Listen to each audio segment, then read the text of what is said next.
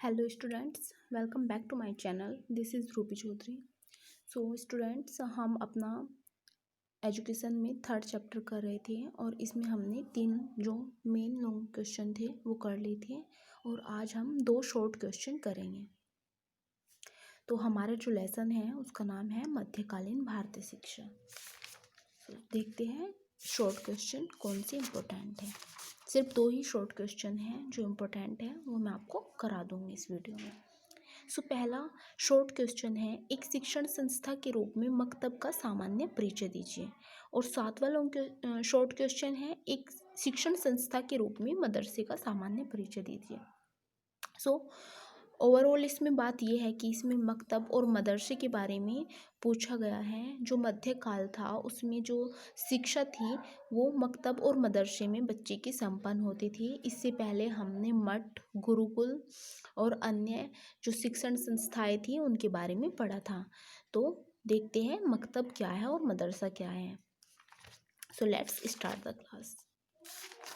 मकतब मध्यकालीन शैक्षिक, आपका पहला जो आंसर होगा वो यहाँ से लेके यहाँ तक होगा और दूसरा यहाँ से लेके ये यहाँ तक। इसके बाद मकतब मध्यकालीन शैक्षिक व्यवस्था के अंतर्गत छोटे बच्चे को शिक्षा प्रदान करने वाली मुख्य संस्थाओं को मकतब कहा जाता था। मतलब मकतब में क्या होता था, जो प्राथमिक जो शिक्षा होती थी बच्चे की वो संपन्न कराई जाती थी और मदरसे में क्या होता था, उच्च शिक्षा प्रदान की जाती थी। मकतब का शाब्दिक अर्थ है वह स्थान जहाँ पढ़ना लिखना सिखाया जाए। मतलब जो प्राथमिक शिक्षा होती है उसमें बच्चे को वर्णमाला का ज्ञान कराया जाता है, तो वहाँ पर बच्चे को पढ़ना और लिखना सिखाया जाता है। इस प्रकार छोटे बच्चे को प्राथमिक शिक्षा प्रदान करने वाली शिक्षण संस्था को मकतब कहा जाता था। मध्यकाल में प्राथमिक शिक्षा का मूल स्वरूप धार्मिक ही था। यही कारण है कि इस काल में स्थापित होने वाले प्राय सभी मकतब किसी न किसी मस्जिद से संबंधित होते थे, क्योंकि इनका जो स्वरूप था वो क्या था, धार्मिक था। तो इसी वजह से इनका मस्जिद से संबंध हुआ करता था। वैसे कुछ मौलवियों ने स्वयं व्यक्तिगत स्तर के स्थानीय बच्चों की शिक्षा प्रदान करने के लिए मकतब स्थापित किए थे। जैसे प्राइवेट स्कूल्स खोल लेते हैं, इसी तरीके से कुछ मौलवियों ने क्या किया था, अपने प्राइवेट मकतब खोले हुए थे। मध्यकालीन प्राथमिक शिक्षण संस्था के रूप में मकतब का सामान्य परिचय प्रस्तुत करते हुए डॉक्टर यूसुफ हुसैन ने लिखा है कि मकतब एक शिक्षक वाली संस्थाएं थी। इसमें शिक्षण कार्य प्रातःकाल से दोपहर तक तथा पुनः दोपहर के बाद होता था। शिक्षकों के भरण पोषण की व्यवस्था धनी व्यक्तियों द्वारा की जाती थी। राज्य को मकतबों से विशेष प्रयोजन नहीं था। जिन स्थानों पर मदरसे नहीं थे वहाँ के मकतबों में प्राथमिक शिक्षा के साथ ही साथ उच्च शिक्षा की व्यवस्था थी।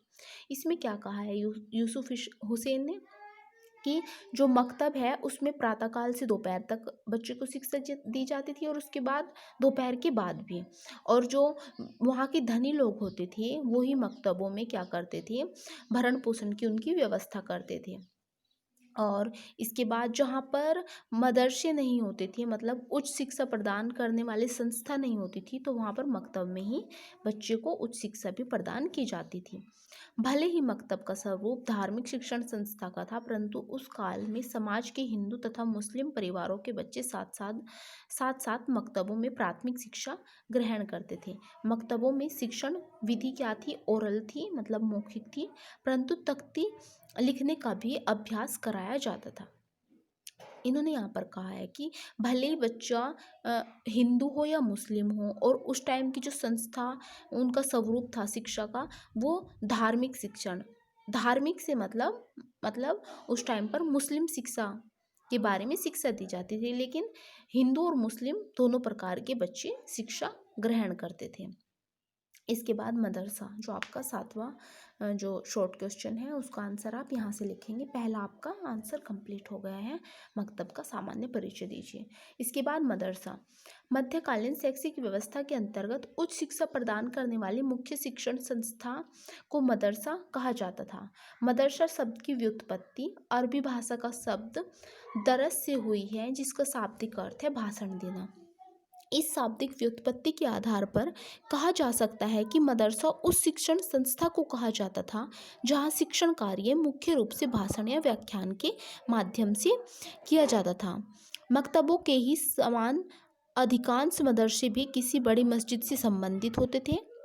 कुछ मदरसों की स्थापना राज्य द्वारा भी की जाती थी। वैसे सभी मदरसों की स्थापना तथा व्यवस्था को समाज के अनेक धनवान व्यक्तियों का भी पर्याप्त योगदान होता था। मदरसे अपने आप में बड़ी शिक्षण संस्थाएं होती थी तथा इनमें विभिन्न प्रकार के पाठ्यक्रमों की शिक्षा प्रदान की जाती थी। अतः प्रत्येक मदरसे में अनेक विद्वान शिक्षक हुआ करते थे। मदरसे अपने आप में आवासीय शिक्षण संस्थाएं थी, अर्थात मदरसे में शिक्षा प्राप्त करने वाले छात्र वहीं रहकर शिक्षा प्रदान या प्राप्त करते थे, लेकिन स्थानीय छात्र अपने परिवारों के साथ घर पर रहकर भी मदरसे में शिक्षा प्राप्त कर सकते थे। मदरसे के शिक्षक की सामान्य रूप से मदरसे में ही रहा करते थे। इस व्यवस्था के कारण शिक्षकों तथा छात्रों के आपसी संबंध घनिष्ठ व निकटता के होते थे। मदरसे का शैक्षिक वातावरण सौहार्दपूर्ण होता था।